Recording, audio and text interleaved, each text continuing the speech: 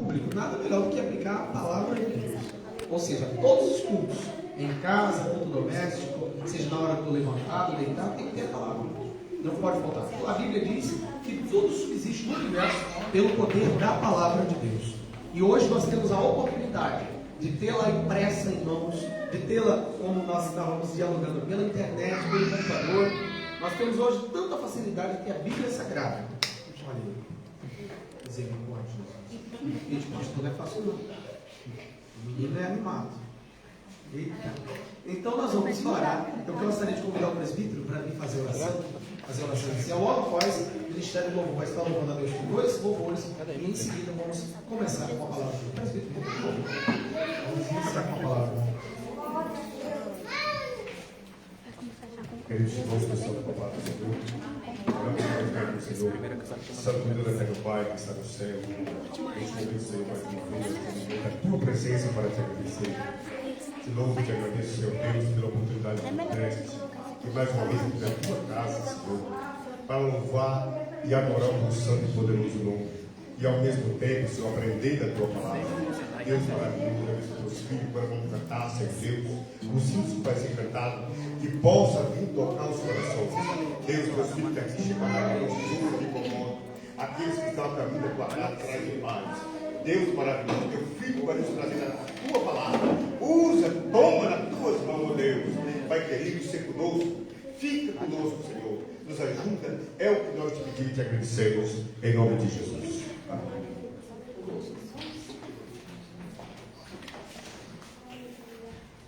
Amém, irmãos? Deixa eu pegar uma parte do ensaio, né? Já fui um bocadinho dozinho. Mas nesse momento vamos ofertar ao nosso Deus e ao nosso Senhor.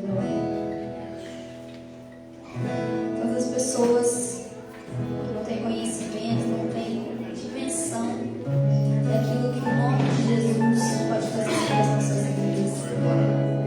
A palavra de Deus está em Filipenses a dizer que ele, mesmo sendo Deus, não teve por usurpação ser igual a Deus, mas ele se humilhou, se humilhou, aceitou vir como homem, mesmo sendo Deus, e aceitou pagar o preço de tudo, porque ele, como homem, podia vir como rei, não é? Dono de todas as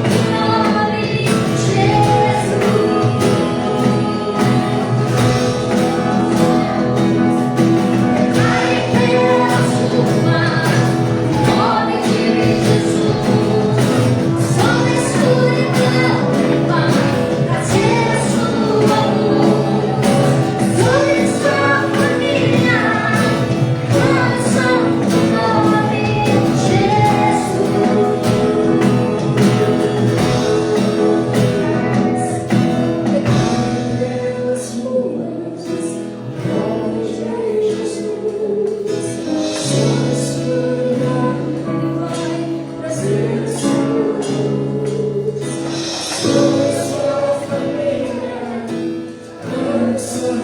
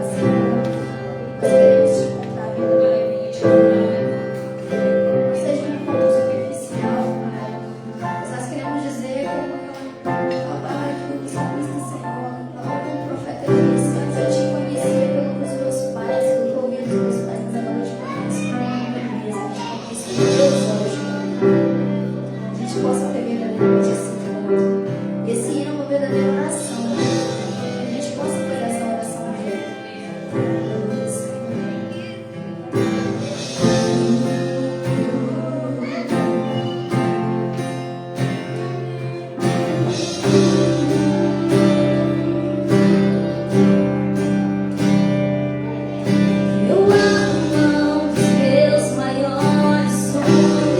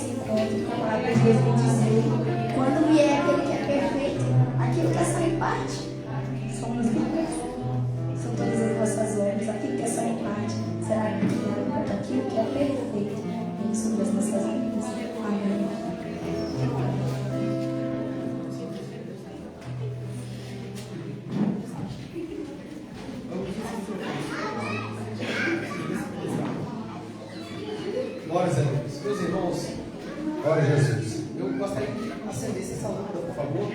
Ela está mais escuro. Acenda a lâmpada aqui. Quem pode acender a lâmpada? Glória a Deus. Aleluia.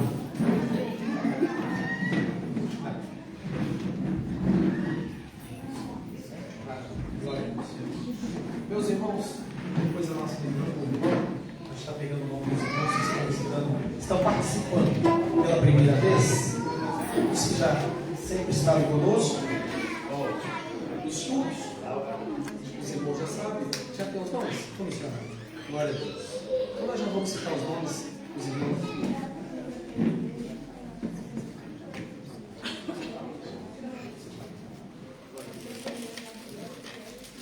Gabriel e Eric, que está aqui, né? Já vieram às vezes, não é a primeira vez. Mas nós temos o João e o Jaime, é isso mesmo? João. É Jaime esse nome? O Jaime está lá atrás e o João. E é a primeira vez que está conosco. Vamos dar aquele bem-vindo para todos? Você pode dizer? Sim, antes? É que não veio o nome para mim, eu não conheço. Qual o nome? O nome dela também. Pode falar o nome. Irmã Mariane e as crianças? Davi Lucas? E Clara. Tem mais alguém que está participando, visitando? Glória a Deus. Todos irmãos, vamos dar aquele bem-vindo? Sejam bem-vindos em nome de Jesus. E fique sempre, volte lá, fique sempre. Glória a Deus. Tem dois aqui. Então, nós temos a alegria de receber esses irmãos. Meus irmãos, nós vamos hoje, todo segundo domingo do mês, para quem não sabe, para quem tem participado dos cultos, todos os cultos já sabem, porque todo segundo domingo do mês, nós nos dedicamos a nos debruçar sobre a palavra de Deus, especificamente sobre a Escritura. Todos os cultos têm que ter pregação da Bíblia, ok? Um culto no lar tem que ter Bíblia. Um culto doméstico tem que ter Bíblia, não pode faltar. Por que, pastor? Pode ter oração, revelação, língua estranha, profecia, mas se não tiver Bíblia, não vai. Porque tudo isso, os dons espirituais e ministeriais e tudo que existe no universo, subsiste pelo poder da palavra. Então a palavra é o alicerce de todo o universo. Então não pode faltar. Mas nós separamos o segundo domingo do mês para que nós possamos nos debruçar sobre especificamente um tema, uma temática da palavra de Deus. E o Espírito Santo colocou em nosso coração para nós hoje falarmos sobre a própria Bíblia, sobre a própria Escritura, a estrutura da bibliologia, a estrutura da Bíblia. Vou dar um exemplo. Soldado, nós estamos tendo muitas guerras no mundo, nós vamos citá-las aqui, mas qualquer soldado no mundo, para ele pegar um fuzil ou pegar uma arma, para ir para o campo de batalha, para o fronte, ele tem que conhecer sua arma. Como que eu vou saber ir para o campo de batalha se eu não sei destravar o meu fuzil? Não tem como. É impossível. Eu tenho que conhecer a arma que eu estou portando para que eu possa guerrear contra o inimigo. A Bíblia é a arma espiritual para os servos de Deus, para a igreja de Cristo. Vou dar um exemplo do Brasil. O Brasil tem muitos lugares perigosos, como em todo lugar do mundo, mas existem alguns lugares no estado do Rio de Janeiro, e se um soldado, um policial militar, aqui fala GNR, PSP, PJ, né? Lá fala Polícia Civil, Polícia Militar, Polícia Federal. Não importa, o BOP é o mais pesado. Se eu fosse um soldado e eu estou em trabalho, eu fosse subir no morro perigoso daqui, numa favela perigosa, eu subi com um cacetete pendurado e dizer: olha a polícia aí, o que você acha que vai acontecer comigo? Peneira, meu irmão. Vou ser bombardeado. Então eu tenho que subir armado. É por uma guerra, é uma batalha, é uma guerra civil, mas é uma batalha. Imagina essas guerras que estão acontecendo aí fora, né? E todas essas guerras, quero vos lembrar, está aqui, está na palavra. Deixa eu lembrar uma coisa para os irmãos, que nada do que está acontecendo no mundo está fora do controle de Deus. Fiquem tranquilos. Tudo está dentro do parâmetro da Bíblia. Tudo isso está na palavra. Se estas coisas não acontecessem, a Bíblia é o maior livro de mentira de todos os tempos. A Bíblia está se cumprindo ponto a ponto, vírgula por vírgula. Ok? Então nós temos que entender a palavra.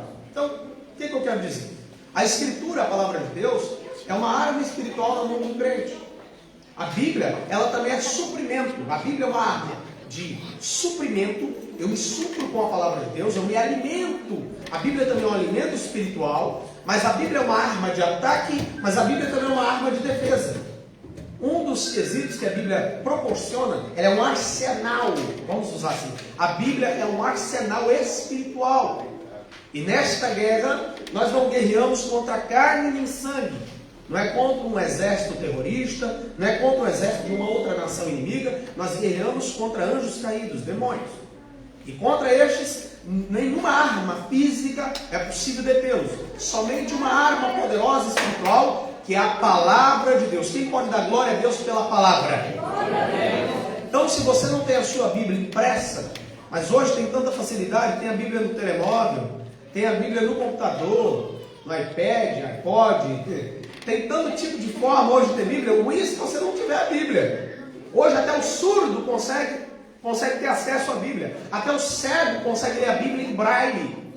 E tem crente que tem a Bíblia, tem crente que tem a Bíblia impressa em casa e ela está toda empoeirada, aberta o Salmo 91.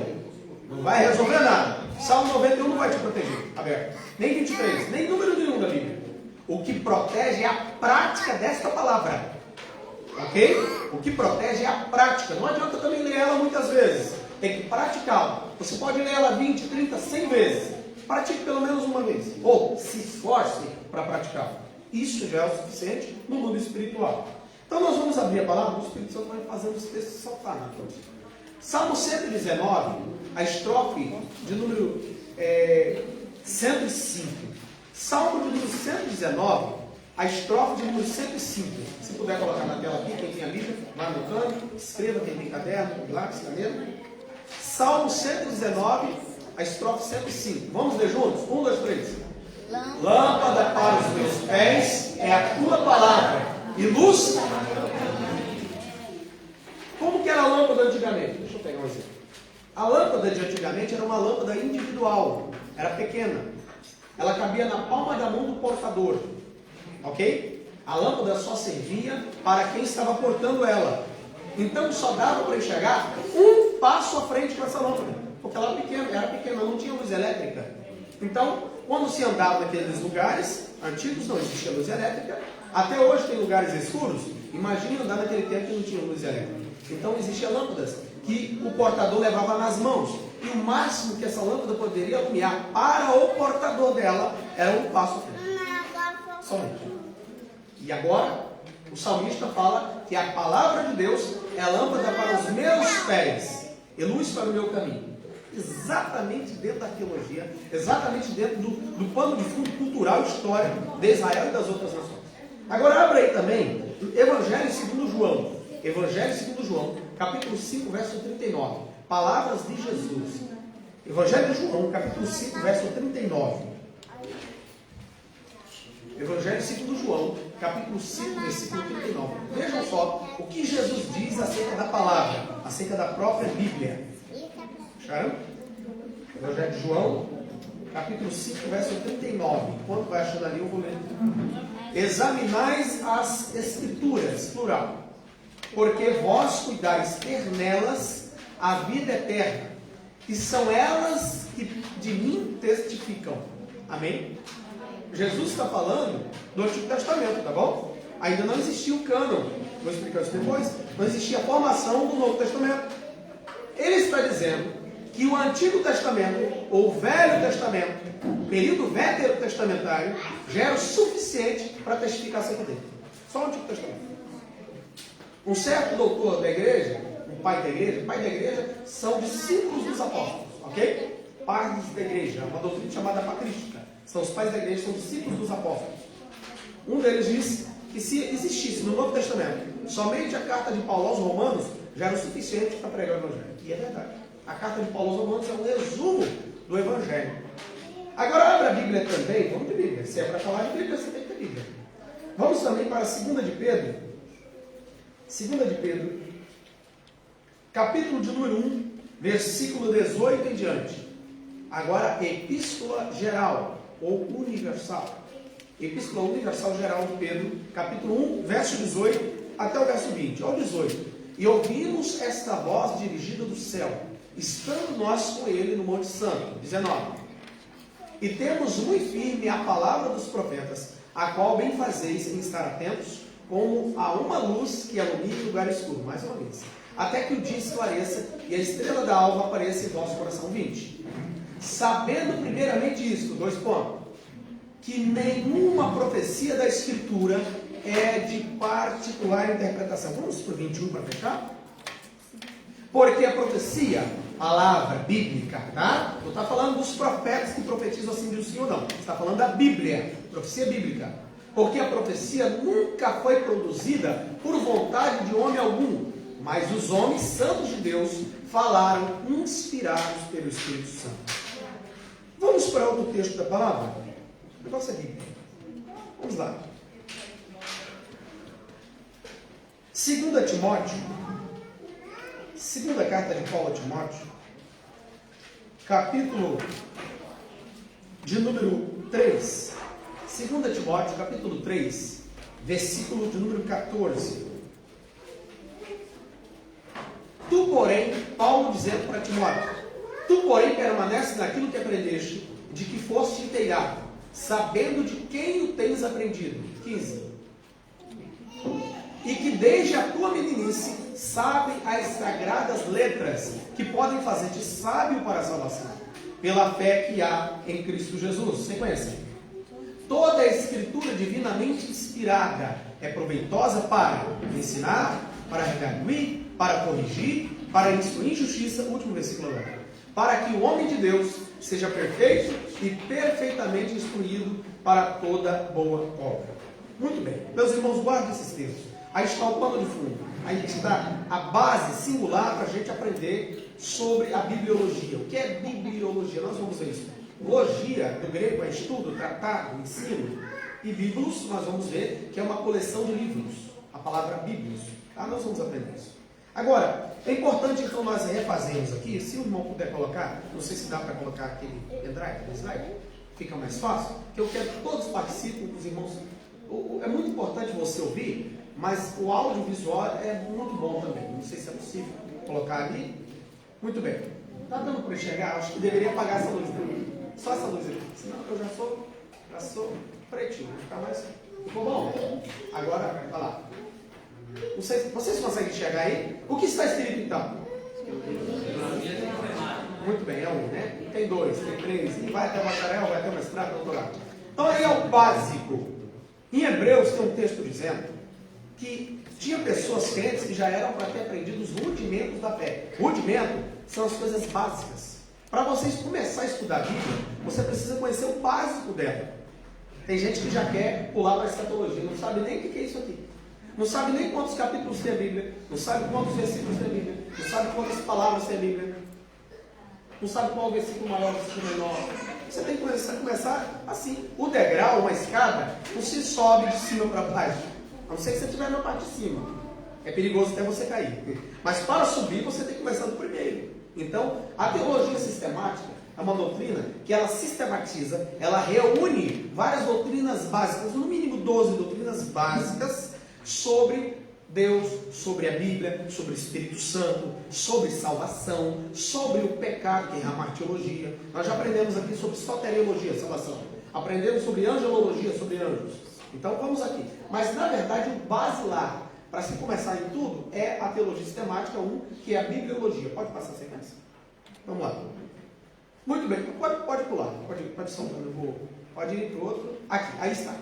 A Bíblia e sua história. Vamos lá então. A palavra Bíblios é Bíblia, do grego escrituras, e aí vem o grego significado para nós hoje, palavra de Deus. Mais embaixo está escrito assim: a palavra portuguesa, Bíblia, vem do grego Bíblia, que é plural de biblion, ou seja, é livro. Então, quando nós falamos assim, Bíblia, existe uma conjunção mais prática, assim no meio pentecostal e neopentecostal, e as igrejas tradicionais, e as igrejas históricas, como o presbiteriano, metodista e outras mais, e anglicano, que fala que Bíblia é uma coleção de pequenos livros. Ou seja, então Bíblia é uma biblioteca pequena. Você tem, no nosso caso de protestantes, nós temos uma coleção de 66 livros. Nós vamos ver isso mais à frente, sobre por que nós temos 66 e a Igreja Católica Romana tem 70 e poucos. Nós vamos ver isso aqui. Mas vamos lá. Então, portanto, Bíblia significa livros. É isso que significa. Por exemplo, a nação de Israel, que hoje está em guerra, está em batalha. é o povo conhecido como o povo da Bíblia, o povo do livro. Sempre foram conhecidos assim. E outra, isso que vocês estão vendo aí, isso acontece há 4.000 anos, tá bom? Há 4.000 anos, isso que vocês estão vendo lá, de gente invadir a terra deles, isso aí é coisa antiga. E outra, vou falar para vocês, isso é guerra de família, não se intrometa, só olha, fique na sua, é melhor para você. Não se intrometa, isso é briga de família. Porque todo aquele povo, libaneses, sírios, tudo é descendente de Abraão. Você não sabe isso não? Você esqueceu que depois que Sara morreu, Abraão teve Quetura e concubinas? Os midianitas são descendentes de Abraão. São irmãos de Israel. E outros mais. Todo aquele povo ali é tudo parente. É briga de família. Qual o nome da mulher que estava grávida de 2 bebês? Os bebês brigavam dentro do ventre. Quem lembra o nome da mulher? Está na Bíblia? Rebeca. Ela era mulher de quem? Não. Isaac. Isaac era filho de quem? Está na Bíblia, Abraão. O pai da fé e o patriarca do povo hebreu. Quando fala povo hebreu, não é só o povo judeu israelita, não. Os árabes também são descendentes deles. Tá? Então aquilo ali, isso já acontece há 4.000 anos. Eles no ano 70 foram expulsos, está na Bíblia e na história. Eles foram expulsos da terra deles no ano 70 depois de Cristo. Ficaram 1.900 anos na diáspora, no êxodo. Quando retornaram em 1948, estavam lá os otomanos. Essa é a nossa disse, não, nós estamos aqui. Nós estamos fora, mas a gente voltou. E um brasileiro deu um voto para que eles voltassem para a sua terra. Então, irmão, na verdade, aquele pedacinho de terra ali, biblicamente falando, não é a verdadeira terra do povo de Deus, do povo judeu.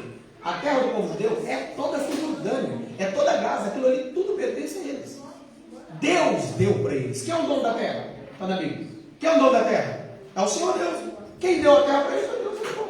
Então, não se assuste. Está tudo na Bíblia.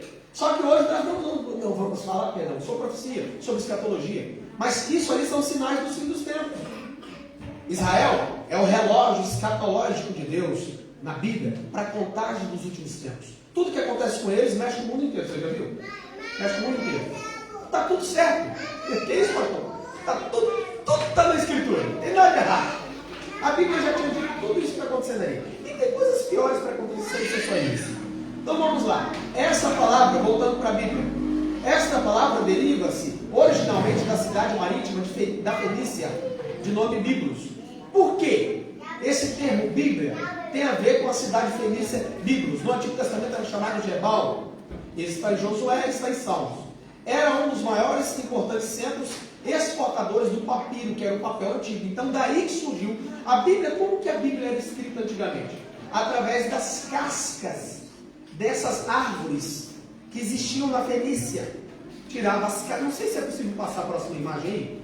Não sei se tem. Mas pule por outra imagem. Eu tenho que ir no telemóvel. Aí está.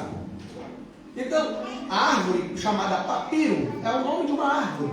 Tá? É o nome de uma árvore. Então eles pegavam e separavam entre a casca do tronco da árvore. Tá? Depois eles cortavam em tiras como está ali. Colocava sobre uma pedra e colocava algo por cima e com um martelete e com uma pedra de polir, batia e depois polia isso. Isso era um trabalho muito grande para fazer uma folha de papiro. E era assim que a Bíblia era escrita. Então, hoje nós temos aqui, né? E de onde vem o papel? Fala para mim. O papel vem de onde? Da madeira de árvores. Hoje está mais fininho, está bonitinho. Naquele tempo não era grosso, era rústico. Mas já se fazia. Agora, a Bíblia não era somente escrita através do papiro, que é de onde originou esse nome Bíblia. A Bíblia também era escrita em umas placas, cacos de cerâmica. Quem vai naquela região do Egito, quem viaja, os arqueólogos que viajam para a região de Israel, vê aqueles monturos lá, aquele monte de entulho. Se for mexer ali, vai achar muita coisa. A gente estuda, meu sonho é chegar lá, e lá ainda. Você está andando, você encontra artefatos talvez de milhares de anos. Porque é um povo antigo. É uma terra que tem muita coisa.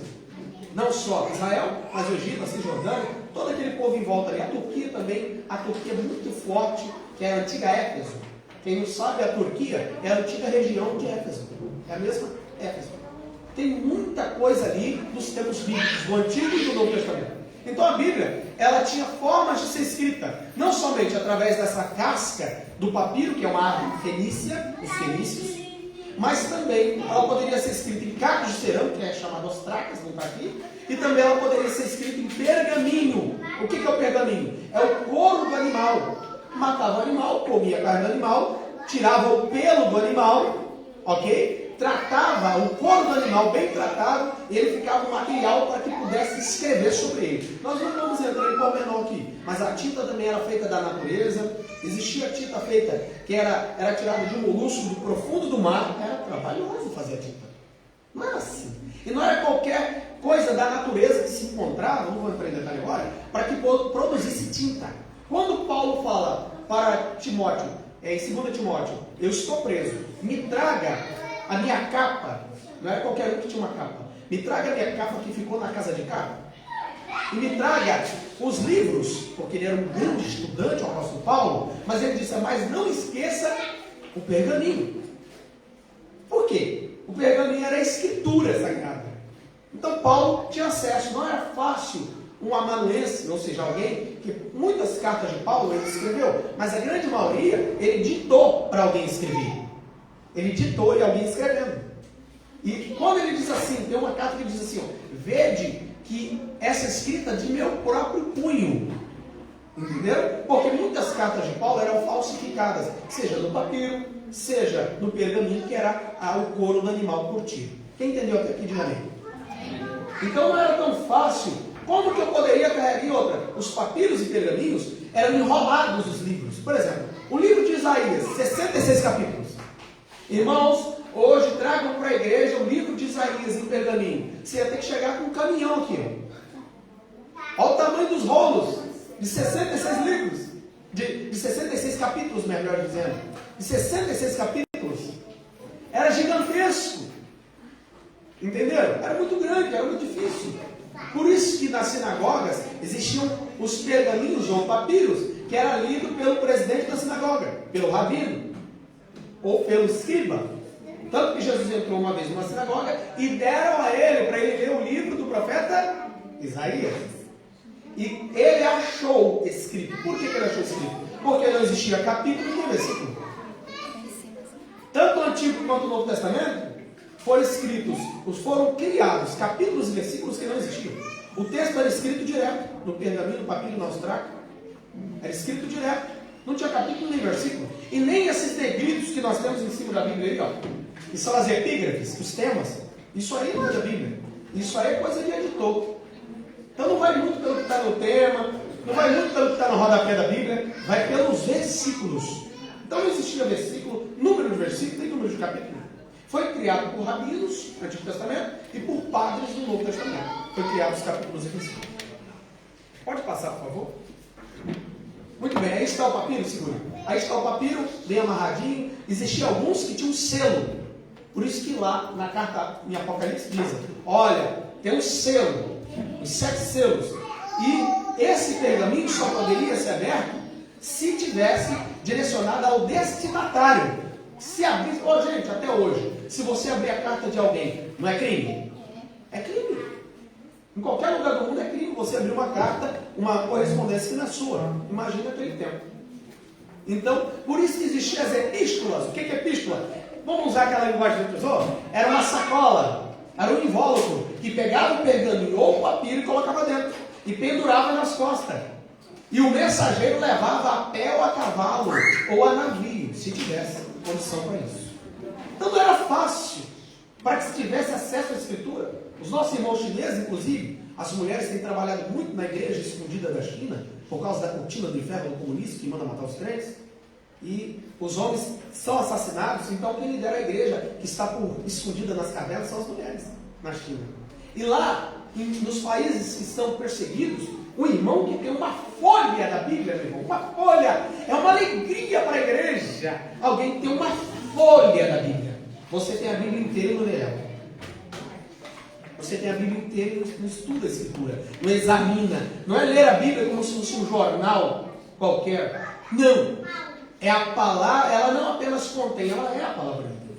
Então era assim. O papiro era bem enroladinho, em forma de rolo, ou seja, papiro pergaminho, e ele era enrolado e era selado.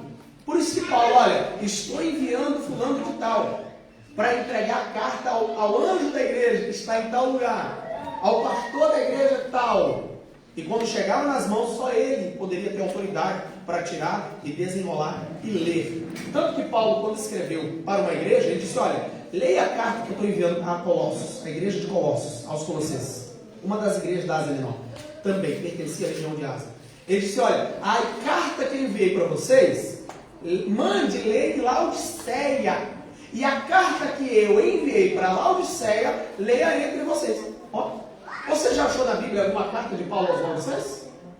Ela se perdeu. Mas Paulo escreveu a igreja de Laodiceia. Existem muitas cartas escritas. Por exemplo, para nós termos os 4 evangelhos que nós temos hoje, na época existia 60. Para selecionar 4, para passar pelo crivo. Aí vem a palavra canon ou canon. Canon ou canon é uma regra, é uma régua, é uma regra de medir.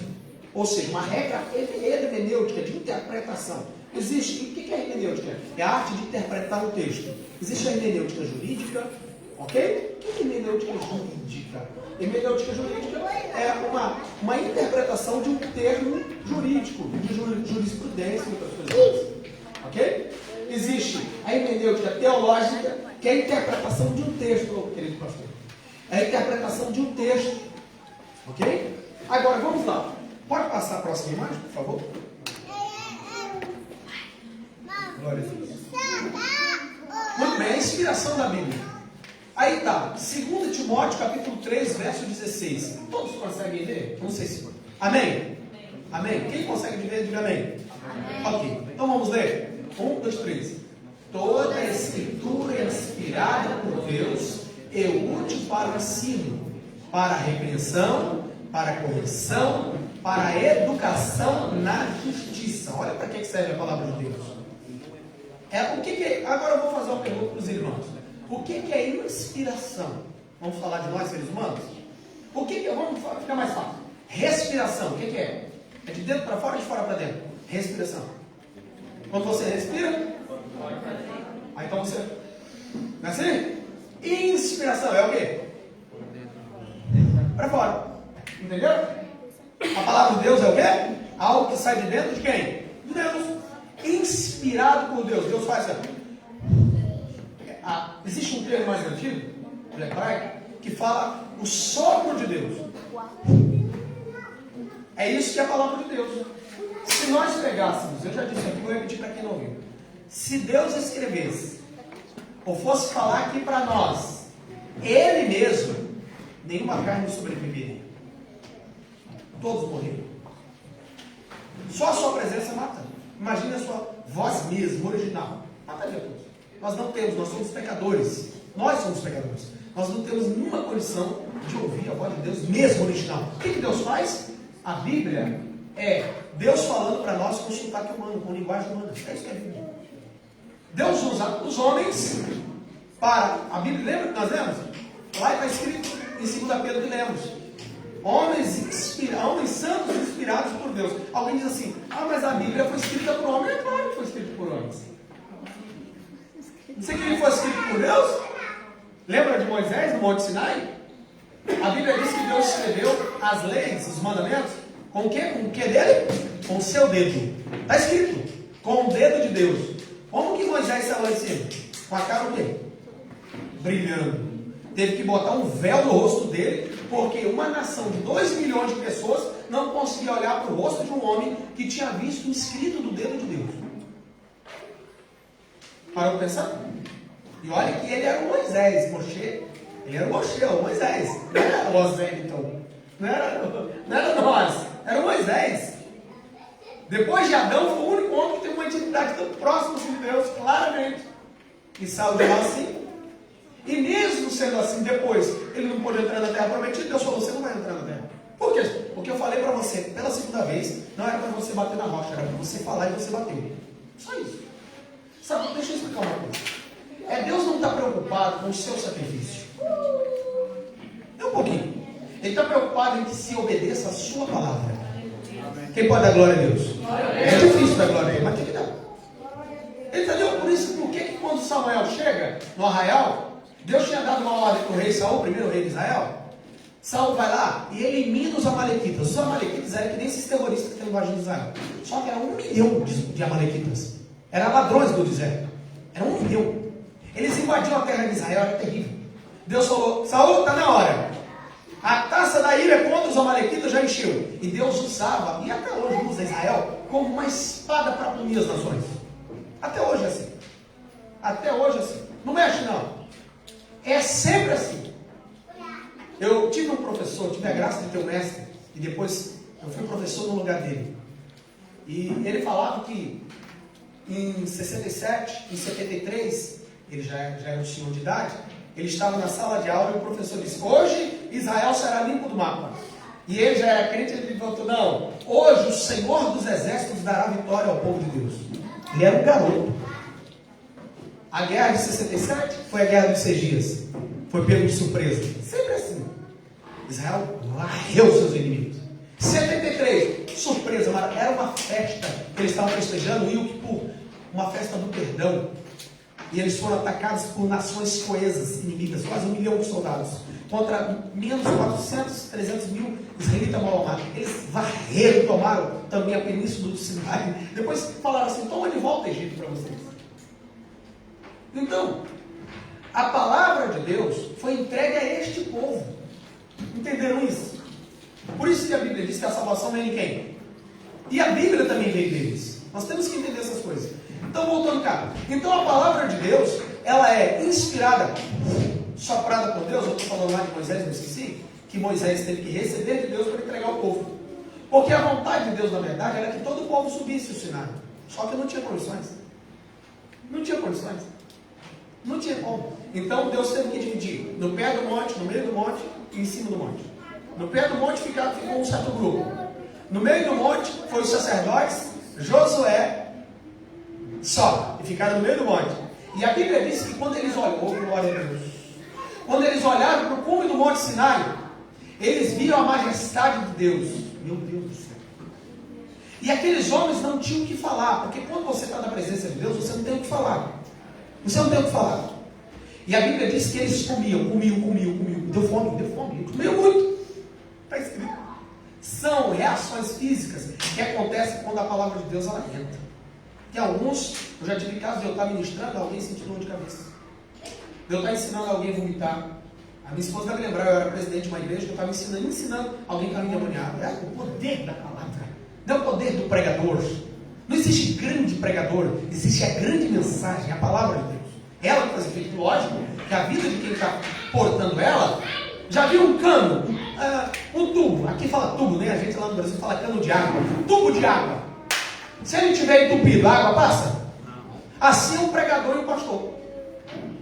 Se ele estiver entupido, com problema, a água não vai passar, a palavra de Deus não vai passar, vai ficar entupido. Mas se estiver certinho, irmão, vai passar. E vai transmitir, e vai para as casas, vai para as famílias, vai para as pessoas.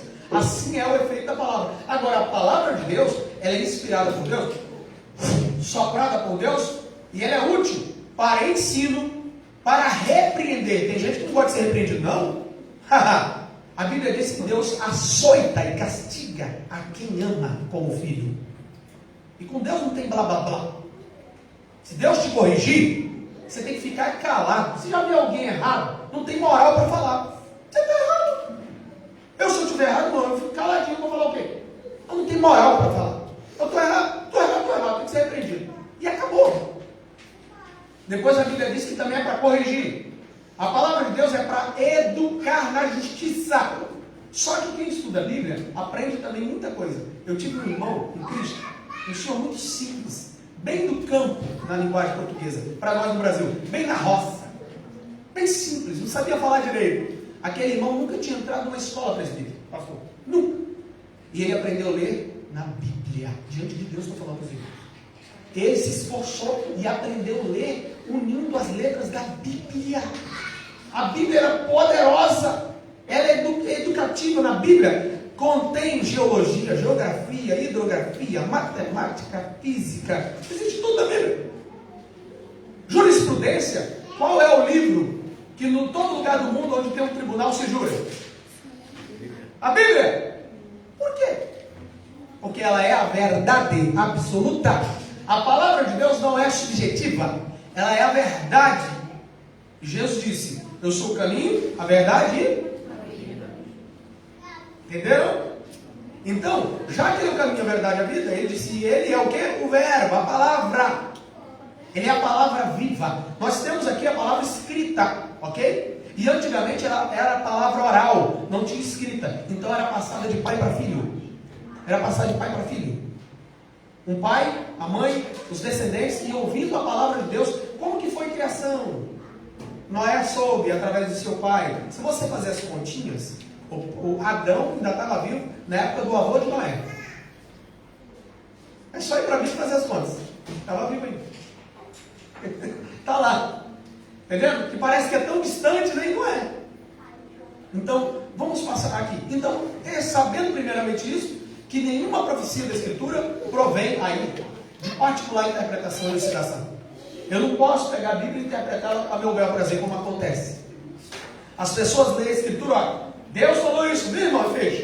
Tem seitas por aí afora que lê o texto e fecha. Ó, Deus está falando isso. Nada de pregar a Bíblia. Lê o texto, prega o texto, prega a palavra do jeito que ela é.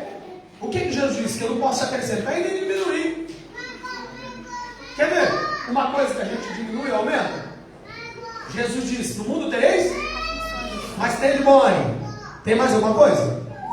Ele disse: disse Jesus disse: eu venci o mundo. Ele falou mais alguma coisa que você ia vencer? Ele falou nada disso.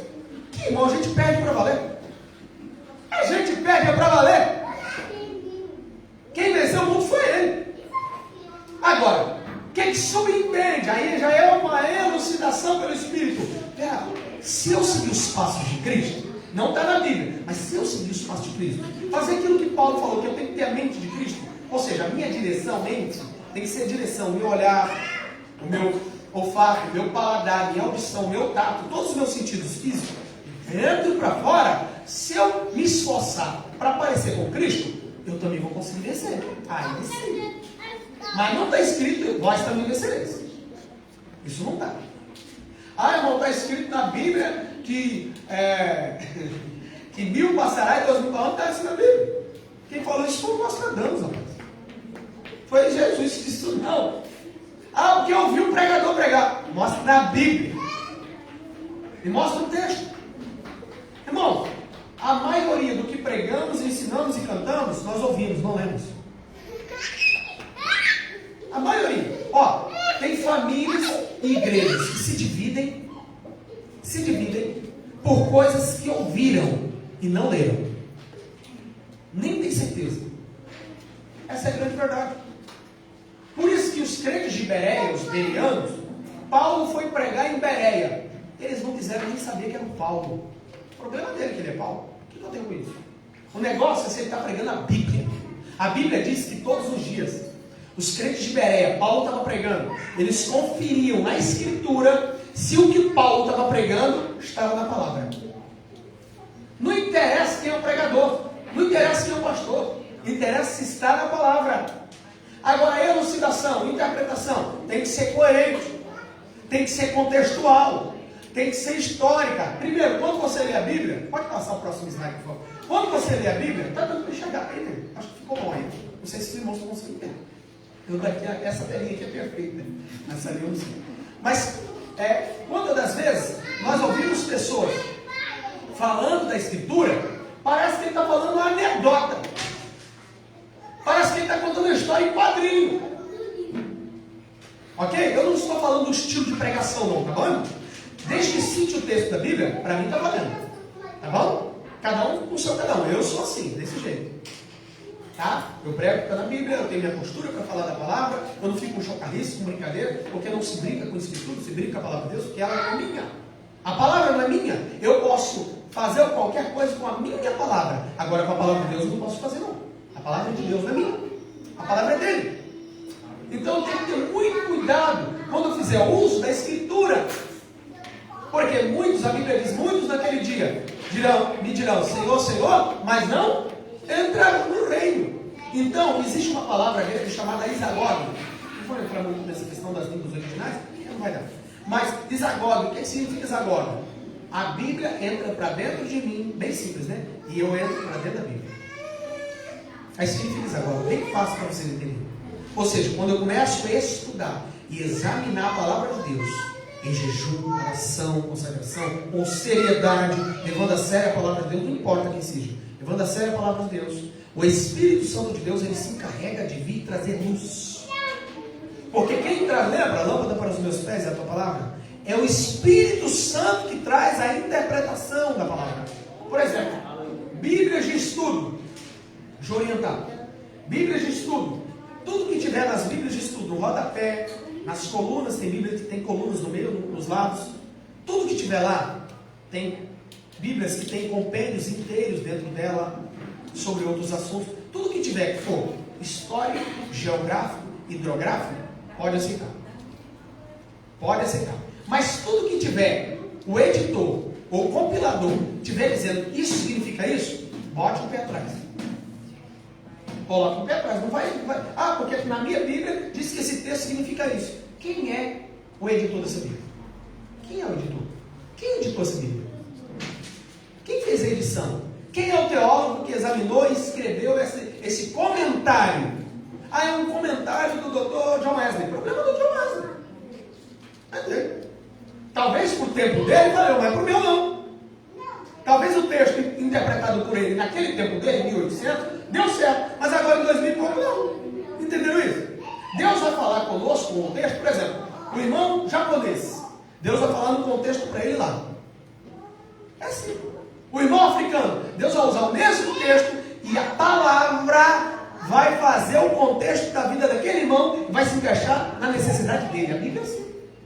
A Bíblia é atemporal, ela está fora do tempo. Porque a Bíblia não é um escrito humano, mas não é uma inspiração humana. Então ela é atemporal, ela não pertence a esse tempo. A Bíblia não pertence a esse mundo humano, carnal, pecaminoso. Não, a palavra de Deus não. Ela é do mundo espiritual. O Espírito vai lembrar uma coisa. Quando Deus fala, Ele fala para todos os mundos existentes. Vocês vão suportar o que eu vou falar? Lá vai eu. Quando Deus dá uma ordem na sua palavra, é para o universo inteiro. É uma só. Vocês já leram em Tiago que em Deus não há sombra e nem mudança de variação?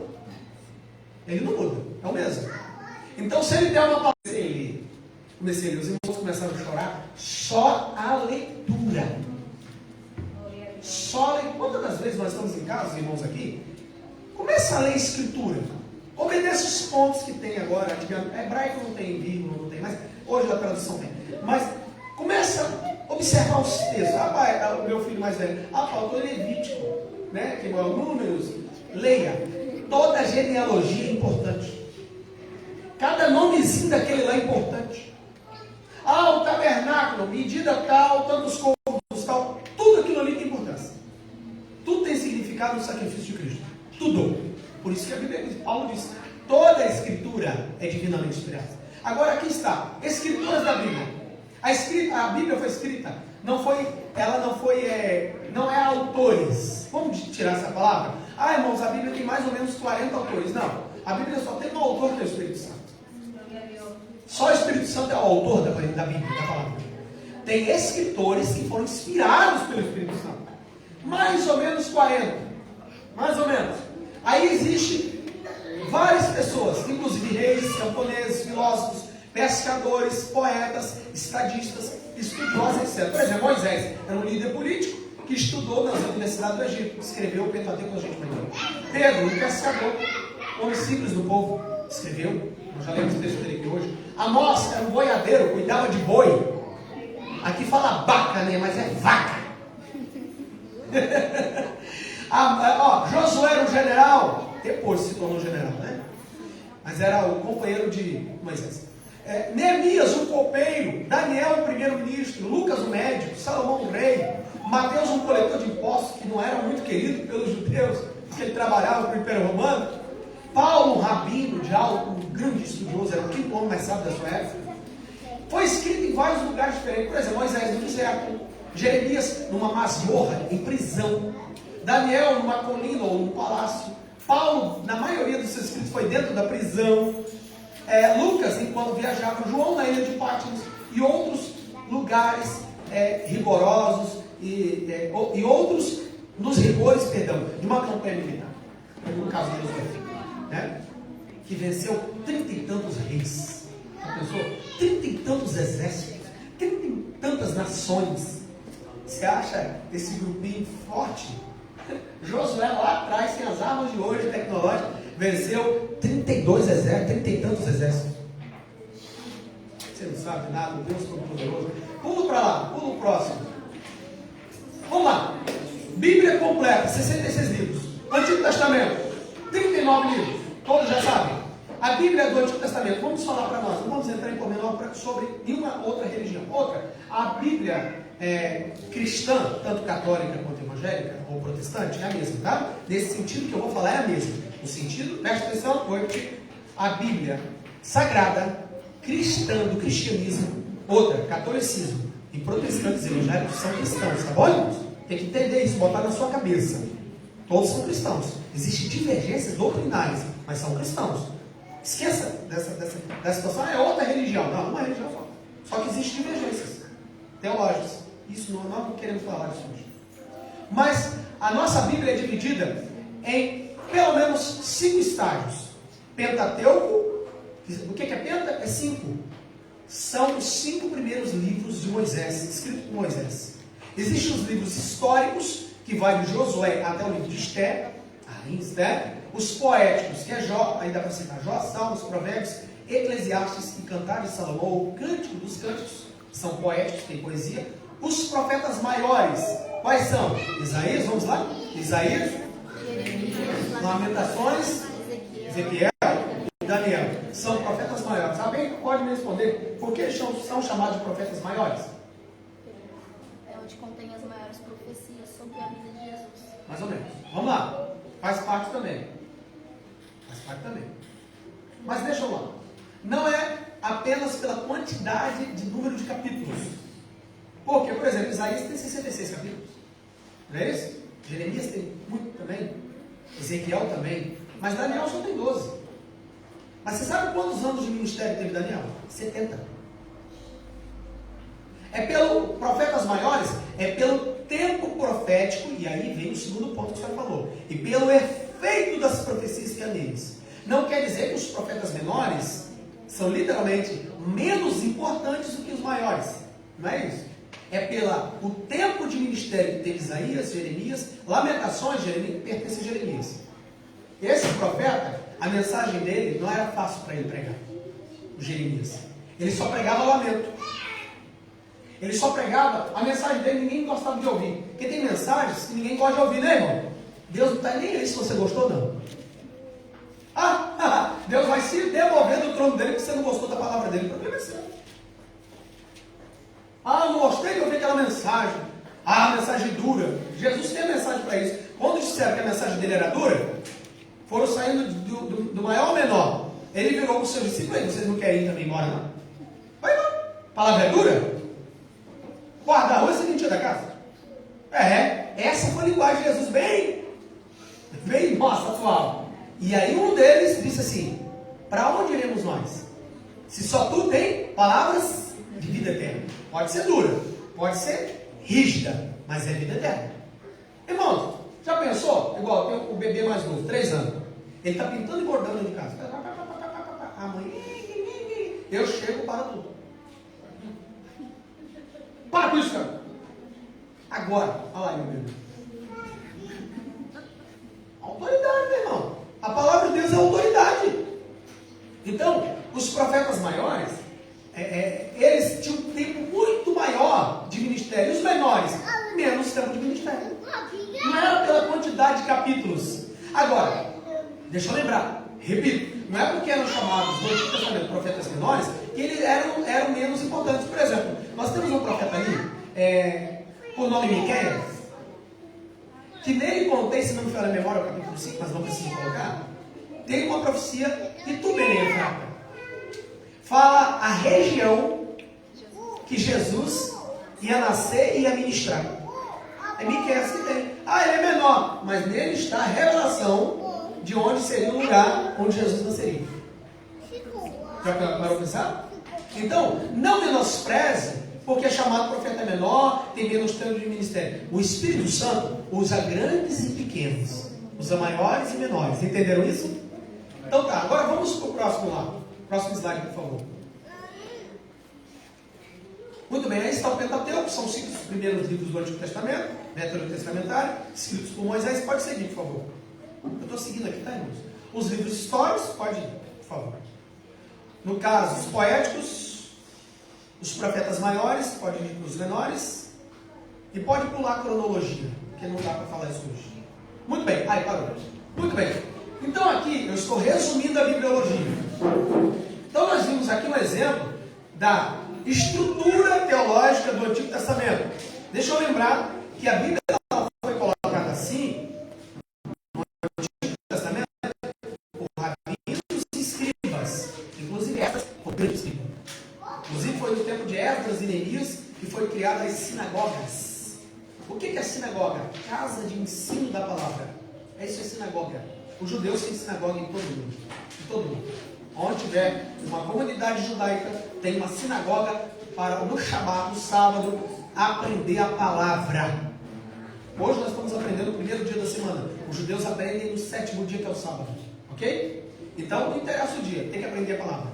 Agora, vamos falar o que está na nossa Bíblia, não está em ordem cronológica, tá bom?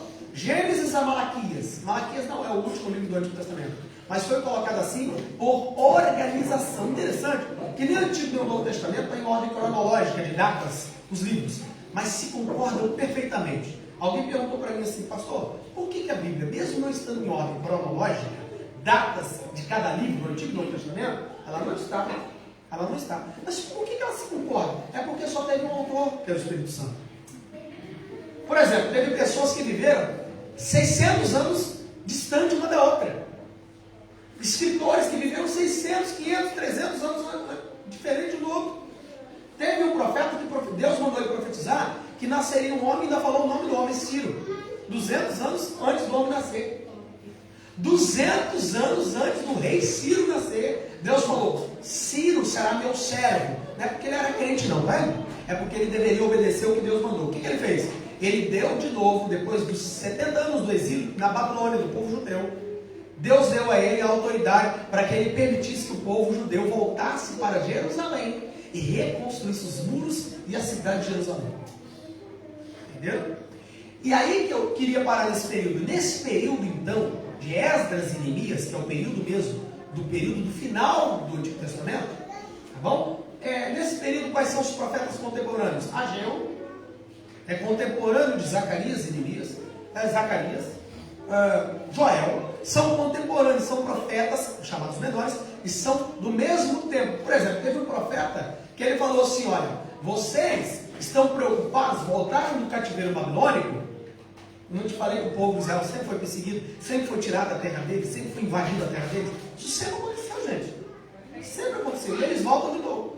Porque foi Deus que deu a terra. O que Deus te dá, ninguém pode tirar. Eles voltam, não tem jeito. Depois de 1900 anos voltaram para a terra deles de novo. Então, quando eles retornaram, eles se preocuparam em fazer a casa deles própria. Presta atenção no que eu estou falando. Isso é importante. Foi dito aqui pela irmã que estava louvando a Deus, adorando a Deus. A gente precisa trabalhar, a gente precisa cuidar da nossa casa. Só que eles estavam preocupando demasiadamente com as coisas terrenas. E um desses profetas menores, antes desse período interbíblico que eu vou dizer, que é um período, o que é interbíblico? Interbíblico é isso, entre Antigo e Novo Testamento. Por isso que é chamado interbíblico, Antigo e Novo Testamento, ok? Entre, no caso, Malaquias, ou Esdras e Neemias, esses profetas que eu citei, e o Evangelho segundo Mateus, ou 1 Tessalonicenses, ou 1 escrito.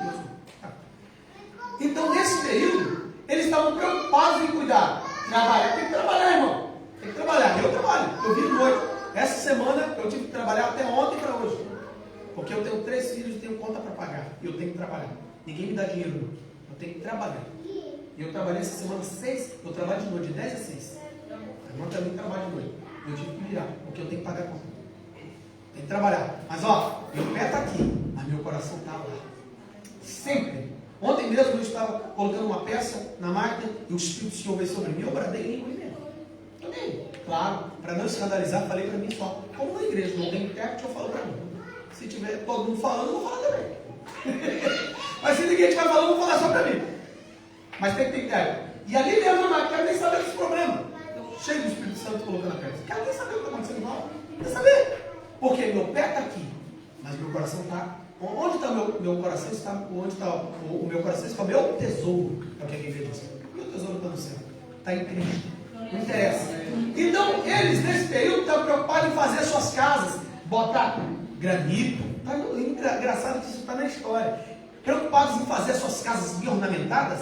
E a casa de Deus, o templo estava em ruínas. Ou seja, o lugar de oração. A Bíblia diz, no Antigo Testamento Deus falou, no Novo foi ratificado. A minha casa é chamada casa de oração. Aqui é lugar de oração, é lugar de aprendizado da palavra. E aí eles estavam se preocupando com muitas coisas. E aí um desses profetas menores, antes desse período, falou assim, Deus manda dizer, para vocês pararem de preocupar só com as coisas de vocês, e preocupar com as coisas dele também. Eu e minha esposa, nós temos uma tônica. Tem pessoas, irmãos, que não conseguem tempo para trabalhar, cuidar da casa, cuidar de menino, cuidar de filhos, ainda ir para o templo. Eu e ela pastoreamos igreja há muitos anos, trabalhando, cuidando da casa, cuidando de filho, pegando a escola, e ainda chegava primeiro todo mundo na igreja, no templo. Tem gente que diz que não tem tempo. Irmão, o tempo é você que faz. Você quer adorar a Deus? Quer servi-lo? Você que faz. Ah, não tenho tempo para ler a Bíblia. Faz o tempo. Você tem que fazer o tempo para estudar a Escritura. Faça o tempo para meditar na palavra. Escolha, pastor, eu tenho 30 minutos. Mastiga esses 30 minutos de Bíblia, Escritura, jejua, ora. Então, nós temos que tomar cuidado. Nesse período, então, do Antigo Testamento, entre Antigo e Novo Testamento, é chamado período interbíblico. Existe um livro na Bíblia Católica que é histórico e aconteceu, chamado Macabeus. Primeiro e segundo Macabeus. Não é um livro canônico. Não é um livro inspirado por Deus, mas é um livro histórico para ser estudado. Eu já cansei de ler esse livro. Tem que ser estudado como história, não como profecia. Porque o próprio Macabeus, eu não ri a primeira vez que eu li. O próprio Macabeus diz assim, olha, o que eu escrevi, se foi medíocre, se é medíocre o que eu escrevi, e o leitor não conseguiu entender, é o que eu pude escrever. Irmão, alguém inspirado por Deus jamais escreveria assim. Jamais escreveria. Agora, Deus usou pessoas, os Macabeus, mas não profetas. Por isso é chamado período do silêncio profético. Período interbíblico entre o Antigo e o Novo Testamento, mais ou menos 400 anos. Pode seguir, por favor. É chamado de período interbíblico. Lá está, etimologicamente, quer dizer entre a Bíblia, né? Pode seguir, por favor.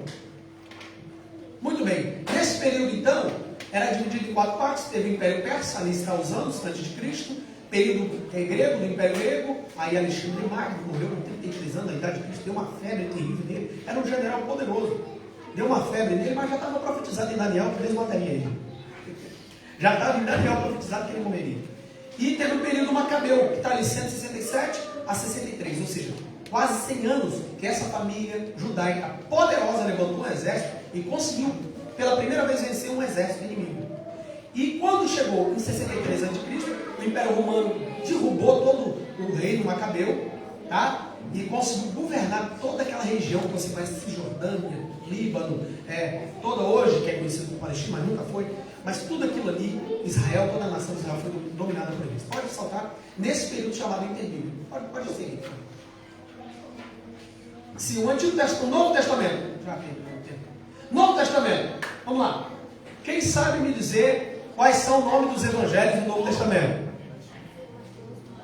Se quiser ler, pode ler. Segundo o quê? Você não sabe? Mateus, Marcos, Lucas. Estou dizendo para você? Ou você não quis responder ou você não sabe. Para mim, assim, se eu perguntar para a igreja, eu sou um professor, eu estou perguntando para os alunos, eles não respondem? Duas coisas. Ou não querem, não estão afim de responder, não nem aí com isso. Ou não sabem. Ou não sabem. Aqui, irmãos, virou uma sinagoga evangélica. É ensino da palavra. Entendeu? Você não quer responder, não tem problema. Quem quis responder, respondeu. Então, não é Evangelho de São João, não é Evangelho de São Mateus, segundo Mateus, Evangelho evangelista, Evangelho segundo Marcos, Evangelho segundo Lucas, Evangelho segundo João. Tá bom? Então, são esses 4. Esses primeiros 3, pode seguir, por favor. Esses primeiros 3 é chamado de sinópticos ou sinóticos. O que esse nome significa? Parecidos, semelhantes. Porque muitas informações que tem nesses 3 evangelhos, aí está, né, da forma cronológica, colocaram Marcos, Mateus e Lucas. Essa é a forma cronológica. Mas você tem na sua Bíblia, nós temos Mateus, Marcos e Lucas. São parecidos, são canônicos, porque passaram no crivo. Eram 60 evangelhos. 60. Evangelho segundo Barnabé. Existe. Tá? Existem outros evangelhos. Existem chamados os evangelhos que são pseudepígrafos, que teve um pseudo, ou seja, talvez um falso autor, um falso escritor, e aí já não é confiável assim. Então foi passado no crivo, foi reunido bispos do mundo inteiro para que pudesse fazer o concílio dos bispos da igreja, para que pudesse passar no crivo, para nós termos hoje na Bíblia esses evangelhos. Muita gente estudou, muita gente orou, meditou para que nós tivéssemos esses evangelhos que estão aí. Tá bom? Alguém poderia perguntar aí na internet, tem muito isso, principalmente os tal de desigrejar. Né? Inventaram o tal do desigrejar. Ao tal das pessoas que não querem obedecer líder, não querem reunir com os irmãos. Não existe igreja fora da reunião, da assembleia. Igreja só existe reunidos. Só existe se estiver juntos. Aí é igreja. Tá? Corpos separados são membros. Não é corpo. Igreja só é igreja quando estão reunidos os membros. Que dizem que muitos evangelhos que não foram colocados no cânon sagrado, não estão na Bíblia nem evangélica nem católica, é porque não quiseram colocar porque existiam certas verdades. Entendendo? São pessoas que nunca sentaram para estudar a Bíblia e não conhecem nada de história da crítica textual. Entenderam? Quer ver? Vou dar um exemplo. Alguém que nunca estudou medicina, que não estudou a especialidade para ser cirurgião, você vai aceitar operar o seu coração, sua cabeça, do seu filho, sua filha? Sim ou não? Claro que não. O camarada não sabe nada de escritura e quer dar aula. Nunca leu nem a Bíblia e quer falar de Bíblia. Nunca leu a Bíblia de Gênesis, nunca leu um livro da Bíblia. Irmão, na internet tem gente que é especialista. Nunca leu nada. É porque é Armínio, porque é Calvino. Nunca leu os institutos de Calvino. Nem sabe quem é Armínio.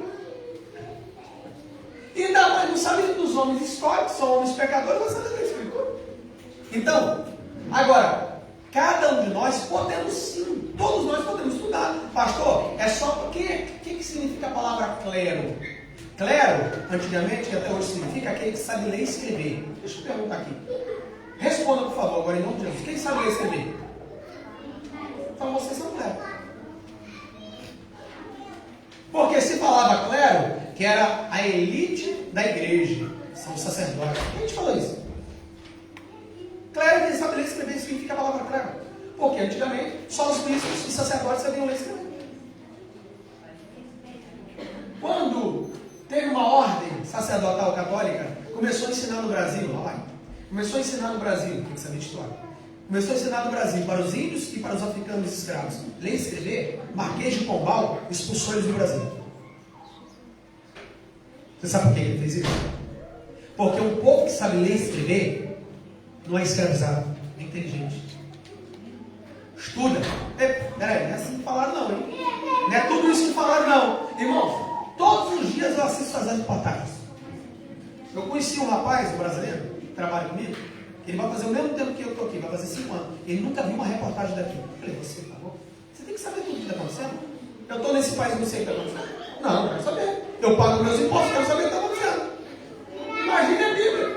Então tem gente, irmão, que na internet vira economista, nunca estudou economia, não sabe nem o que significa PIB, e quer dar aula de economia. Nunca estudou física e quer falar sobre física. Ei, nós temos que estudar a Bíblia para falar sobre a Bíblia. Nós temos que estudar a história bíblica para falar sobre a história bíblica. Nós temos para falar sobre a história da igreja, nós temos que estudar sobre a história da igreja. Não sabe? Ó, lembra quando a gente era criança que a mãe da gente fazia selo na copa? Lê na boquinha, não sabe o que está falando. Tem uma vez o camarada falando para mim, você está falando o quê? Fique quietinho, querido. Você sabe o que é sobre isso, rapaz? Vai primeiro aprender para depois vir falar comigo. Até a pergunta que se faz, formula ela primeiro para depois fazer pergunta. Fazer pergunta nécia, pergunta que não tem sentido, eu não vou responder.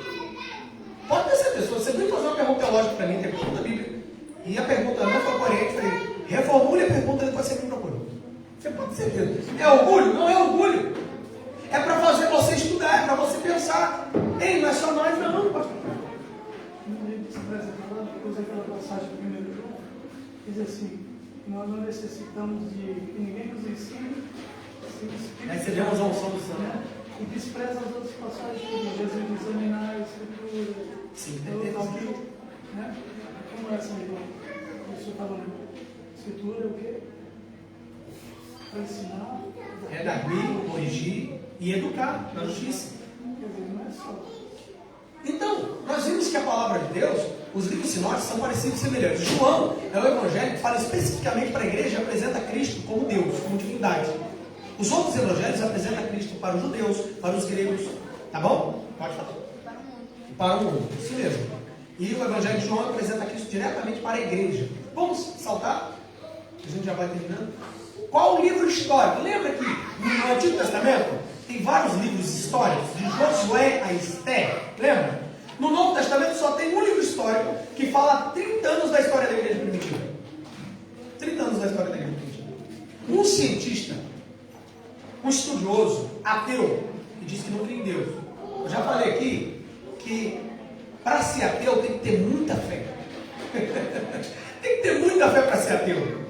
Os camaradas, eu já falei na área da cosmologia, o camarada acredita em milhões de anos, esse cara tem muita fé. Como que ele pode acreditar em milhões de anos? Se ele não tem prova nenhuma.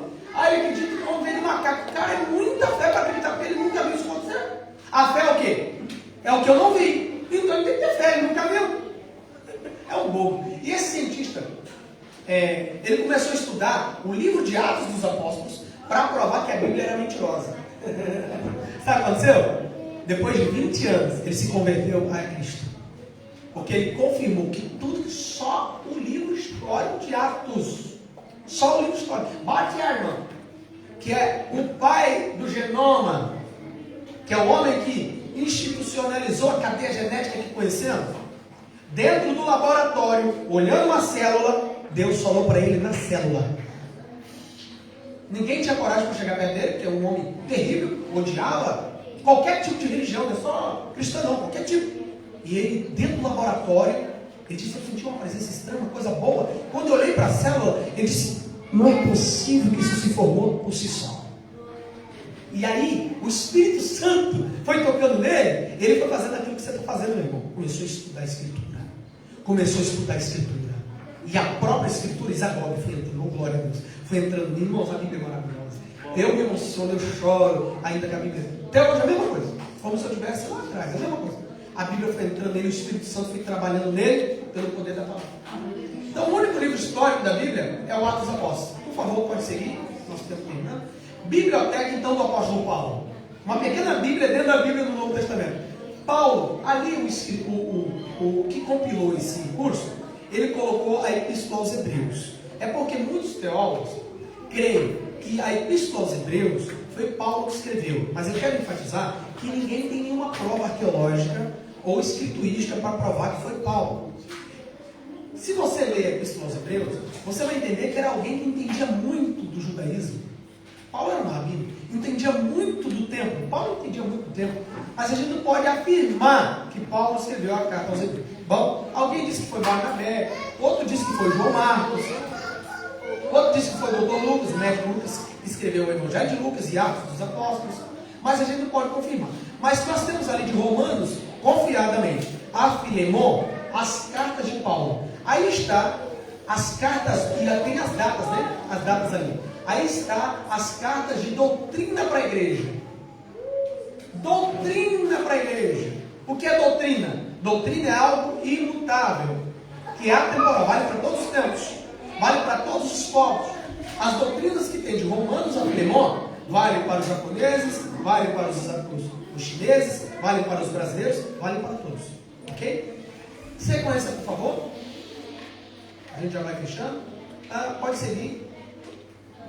Epístolas gerais ou universais. Tá bom? Tiago, 1 Pedro, primeira, porque é carta ou epístola. 2 Pedro, primeira.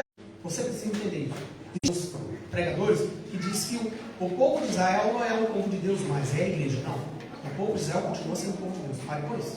Não toque nisso, são escolhidos de Deus. Não mexa com descendentes de Abraão. Tá? Quem abençoar Israel será abençoado. Quem amaldiçoar Israel será amaldiçoado. Isso é eterno. Será para sempre. Mas a Bíblia diz que de dois povos, gentios, nós, gentios. O que é gentio? Pessoas que não são descendentes de Abraão. Né? Eu não fiz exame de sangue, então eu não tenho como provar que eu tenho uma linhagem judia. Não tenho como provar. Então eu sou um gentio, ou seja, eu não pertenço à linhagem judaica de nenhuma das tribos de Israel. Então eu sou gentio, tá? Sou de outras nações. Então a Bíblia diz que Paulo, que Deus de dois povos quebrou a parede de separação. E dos dois povos, israelitas ou hebreus ou judeus, e gentios de todas as nações, quando aceita Cristo como Salvador, torna-se um povo que é chamado igreja.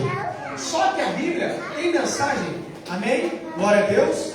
Ainda estou terminando, meus filhos. Ainda estou terminando. Então a Bíblia ela tem mensagem para três povos. Três povos. Primeiro, direto para o povo hebreu. Primeiro, hebreus. O que significa hebreu? Aquele que passou o Jordão, ou passou pelas águas. Significa hebreus. Tá bom?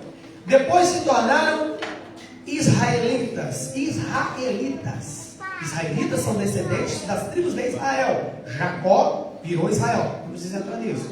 E judeus, tribo de Judá, depois da diáspora, depois de 70 anos da prisão na Babilônia. Hoje, você fala os judeus, fica a tribo de Judá. Não, são israelitas. Israelense. Israelense pode ser uma pessoa de qualquer povo, mas que mora em Israel, tem cidadania israelense. Mas não precisa ser especificamente um israelita ou hebreu. Tá bom? Então na Bíblia tem mensagem para os hebreus ou israelitas, tem mensagem para os gentios que não são igreja, que não aceitaram Jesus, e tem mensagem especificamente para a igreja. Por isso que quando nós lemos a Bíblia, nós temos mensagens ali que é especificamente para o povo hebreu. Não é para nós. São profecias para aquele povo. Existem mensagens que é para aquele que não serve a Deus, ou seja, para os gentios que não servem a Deus.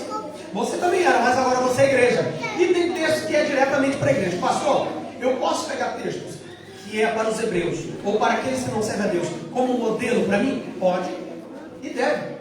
Por exemplo, existem textos do Antigo Testamento para os hebreus que servem como modelo para nós.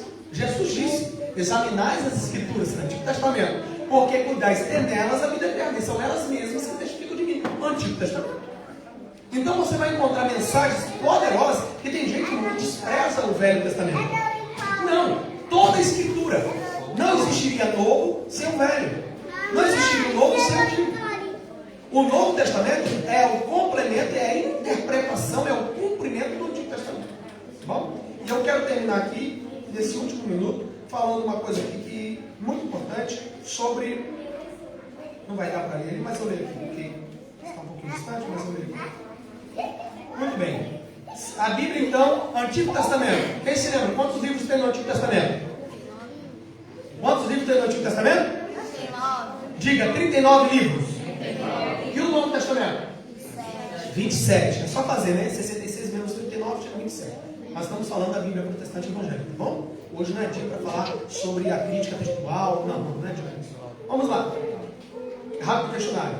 Alguém sabe qual o livro da Bíblia que tem mais capítulos? Tem mais capítulos. Os Salmos, como livro, tem mais 150 capítulos. Como inário, são 150 louvores. Porque um judeu, um israelita pega os Salmos e canta. Porque são cânticos para Israel. Tá bom? Vamos lá. Quem sabe qual é o maior capítulo da Bíblia? Eu citei ele aqui hoje, no versículo dele, com a estrofe dele. Lâmpada para os meus pés? Qual o Salmo? Salmo 119. São 170 e tantos versículos, ou estrofes. Muito bem. Agora, vamos lá. O menor versículo da Bíblia.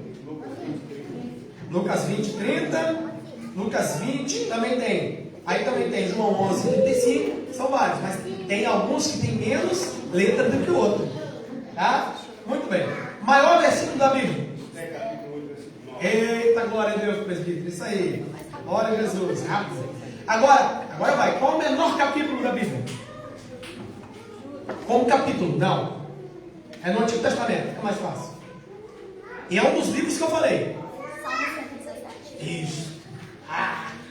Acertou. Salmo 117. Muito bem. Então, nós aprendemos aqui hoje, irmãos, que a Bíblia ela tem 1189 capítulos, 30.173 versículos. Essa é a quantidade. Tem 32.000 promessas. 32.000 promessas. Tem 366 vezes Deus falando, não temos. Aí a gente interpreta que cada não temos é para cada um dia do ano. Não é isso? Ainda tem um de sobra ainda, né? Quando tem aquele ano de sexta.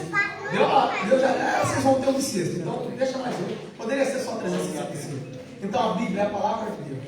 A espada do Espírito, Efésios capítulo 6, diz que a Bíblia, ela faz parte da armadura do crente. A Bíblia é a espada do Espírito de Deus. A Bíblia é uma arma de ataque, uma arma de defesa, uma arma de suprimento. Ela serve para atacar o inimigo espiritual, ela serve para se defender e ela serve também para você se suprir. Que Deus em Cristo nos abençoe. Vamos nos colocar em pé, em nome de Jesus. Volta a palavra aqui direito para a pastor da igreja.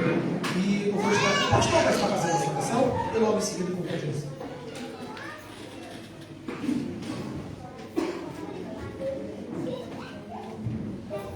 Glória a Deus. Saúde a igreja do Pai do Senhor Jesus. Amém? Cheguei um pouquinho atrasado. Tive um probleminha ali no serviço. Peço perdão aos irmãos. Vamos fazer essa oração. É muito maravilhoso o que estamos fazendo aqui, irmãos. Aprendendo o Evangelho, que segundo a própria Bíblia diz, é eterno. Amém? É eterno.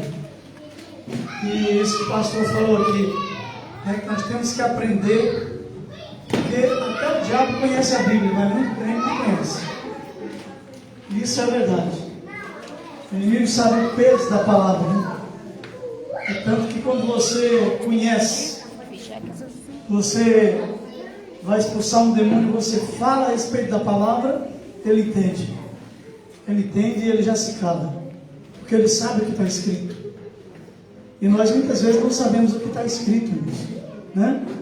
É como se alguém ganhasse um prêmio muito grande e não fosse buscar, porque não sabe o que ganhou. Já aconteceu muitos esses casos, né? Então, se agarre nisso, procure conhecer cada dia mais a palavra de Deus. Aleluia, a sua vida vai mudar. Aleluia, Jesus. Oramos. Maravilhoso Deus e eterno Pai, Senhor dos céus e da terra, o Deus que se assenta no trono de toda a glória. Nós somos gratos a Ti, Senhor, por esse momento tão maravilhoso, em que o Senhor tem ensinado a Tua palavra usando o Teu céu. Ó Senhor, que Teu Espírito tome posse de cada um daqueles que ouviram nessa noite. Que cada um, Senhor, possa crescer espiritualmente. Cada um possa ser fortalecido, Senhor, no conhecimento da Tua palavra. É algo que o inimigo não quer que nós pensamos, mas é nela, Senhor, que nós temos a confiança, a certeza, a fé fortalecida, tudo que nós podemos imaginar de melhor. As Tuas promessas estão na Tua palavra. Por isso, Deus, nos faz arranjar tempo para conhecer mais, nos faz estar mais perto, Deus, aleluia, cada dia, dessa palavra tão maravilhosa, aleluia, que é a única que tem poder para nos dar vida eterna. Em nome de Jesus, nós te pedimos e nós te agradecemos, ó Deus vivo, em nome de Jesus. As palmas louvam a Deus, igreja. Aleluia, Jesus. Aleluia.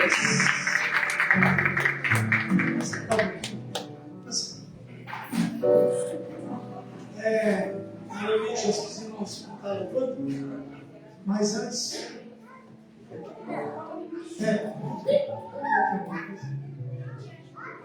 Tá. Amém. Quero só avisar que na quarta-feira temos oração na parte da manhã, às 9h30 da manhã. Às 19 horas também tem oração à noite. Sábado que vem, Com os jovens, amém? Com os jovens aqui. Então, os velhos, irmão, porque eu com os jovens, os velhos não podem vir, não. Pode vir, amém? Eu vou estar aqui. Sou mais velho aqui. Eu sou mais velho. Não? Ninguém me meteu. Amém. Sábado de manhã, oração também. Sábado de manhã, sim. Tem oração, né, de manhã com as irmãs. Também está muito bom, então vem. Aleluia, Jesus. No domingo, à noite, né, às 18h30, nós temos esse culto maravilhoso. Um domingo é estudo, o outro é pregação.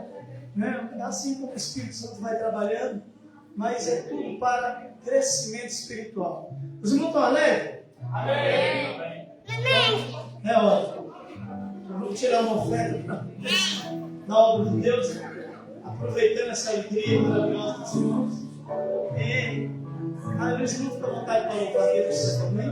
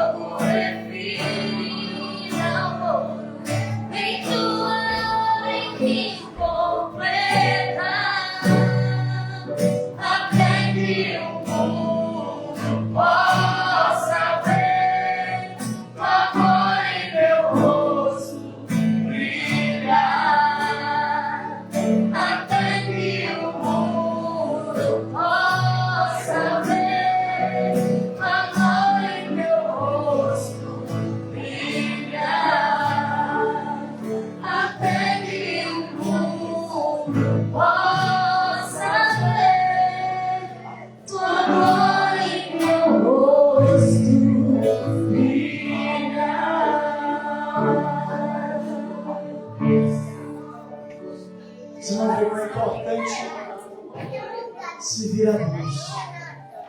E servir a Deus é uma coisa simples, né, irmãos? Tão simples que Jesus fez. No último livro da Bíblia, Apocalipse, capítulo 20, aliás, capítulo 20, verso 17, isso? A cabeça hoje está meio confusa. Mas onde Jesus diz assim, aleluia, capítulo 3, verso 20. Né? Jesus diz assim, ó, eis que estou à porta e bato. Ele está falando a respeito da chamada dele que ele tem com as pessoas. Porque eles são muitos chamados, mas poucos escolhidos. E ele sempre está chamando. Ele diz, vinde a mim. São Mateus, capítulo 11, se não me engano, verso 23, é isso? Ele diz, vinde a mim, todos que estáis cansados e oprimidos. Esse mundo é só opressão. Ele diz, e eu vos aliviarei. Tomai sobre vós o meu jugo. E aprendei de mim, que sou manso e humilde de coração. Jesus sempre está chamando a gente ao conserto. Às vezes nós estamos dando as costas e ele está dizendo, vem, ainda tem lugar para você. Né? Ele diz, vinde a mim. Paulo escreveu aos Romanos, capítulo 10, verso 9. Ele diz assim, se com a tua boca confessares ao Senhor Jesus e em teu coração creres que Deus o ressuscitou dos mortos, serás salvo. Então eu tenho que confessar porque para que o diabo ouça, para que o diabo veja que você rejeita o que é mal e que você aceita a vida eterna. Isso é importante, né? Às vezes tem gente que já esqueceu que fez isso, né? Vai esquecendo com o tempo. E nós temos que todo dia renascer, todo dia, aceitar Jesus todo dia, andar com Jesus todo dia. Mas se você nunca fez assim, nenhuma oração dessa, hoje faça uma decisão, né? Faça uma decisão hoje. Abre o teu coração e diz, eu quero esse Jesus para mim. Eu quero me inteirar dentro da Bíblia, eu quero, né, viver diferente. Porque a promessa de Deus é para quem aceitar. Né? As promessas, né? O pastor falou, quantas promessas? 32.000. A gente não conhece nenhuma. E está perdendo. Então, que o Senhor possa estar te abençoando. Abre o teu coração hoje. Tem alguém que gostaria de dar um passo para Jesus hoje? Aqui? Nós vamos ser duas testemunhas. E lá no céu vai haver festa. A Bíblia diz que os anjos do Senhor fazem festa quando um pecador dá um passo para Jesus. Quando um pecador aceita. Tem alguém nessa noite que não fez ainda e quer levantar sua mão para Jesus? Glória a Deus. Amém? Isso é a mão para Jesus, irmão.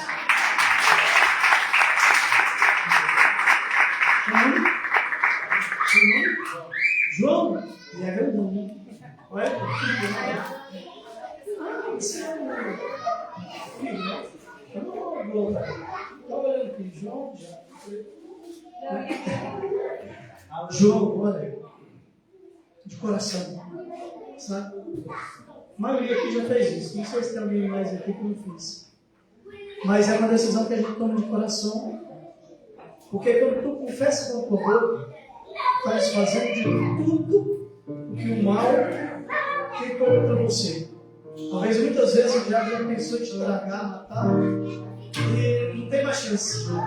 Mas Jesus te sustentou até hoje, para você começar essa decisão. Viu? Então, de todo o coração, aleluia, espiritualmente falando, abre teu coração para Jesus.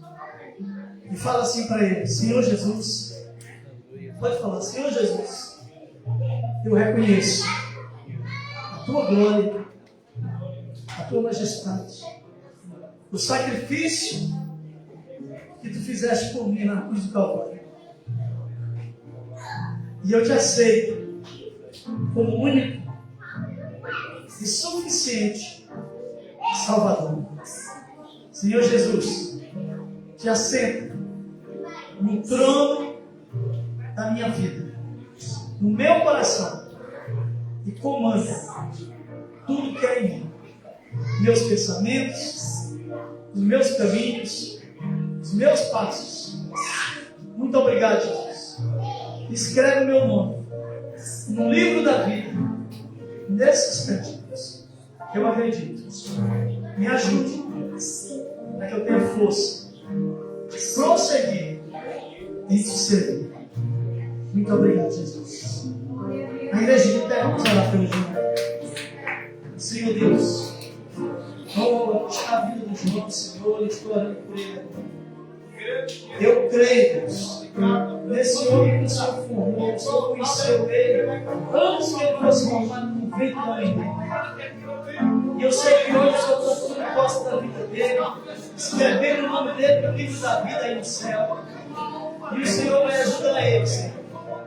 Aleluia! Nós não podemos carregar 24 horas, o Senhor pode. E o Senhor vai ajudar, cobrindo ele com teu sangue, lavando ele de todo mal, guardando ele de toda seca, de todo mal que ele tem contra ele.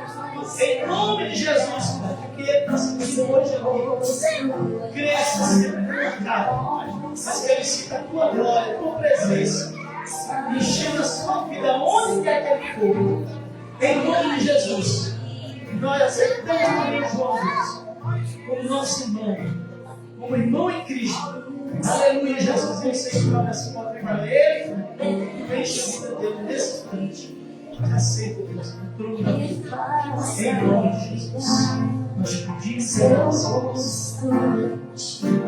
Vem, Jesus.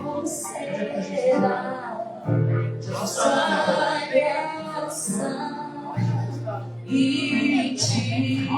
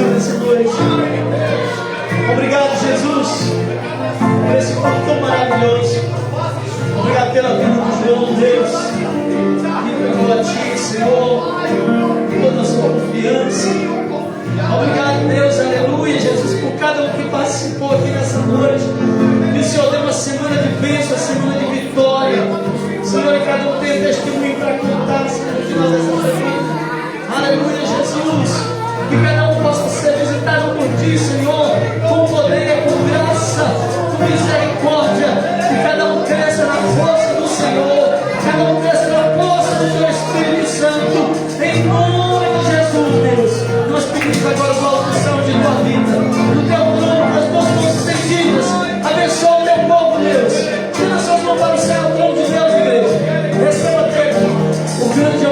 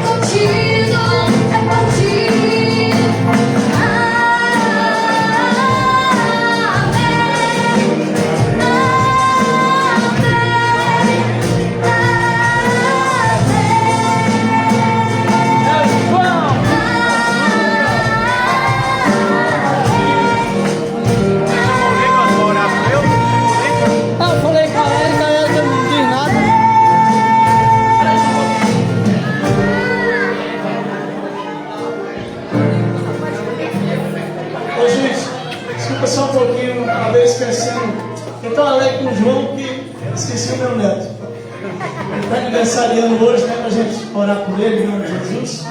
Nicolas, Cauã. Vem aqui, Nicolas. Aleluia, Jesus. Glória a Deus. Gente, não sai agora não. Vocês ficarem aí para comer um cachorro frio ou quente. Está quente, está quente. Que é o meu bebê. Parece comigo, né? Mesma cor. Quando ele nasceu, só olharam uma coisa. Disse assim, parece que o vô tem a cabeça grande. Vamos orar por Nicolas. Amém? Deus querido, Deus santo, Deus amado.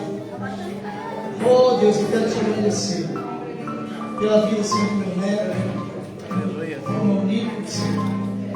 Que eu sei que se ele está hoje aqui, Deus, aleluia, é porque o Senhor deu vida, é porque o Senhor deu fôlego de vida.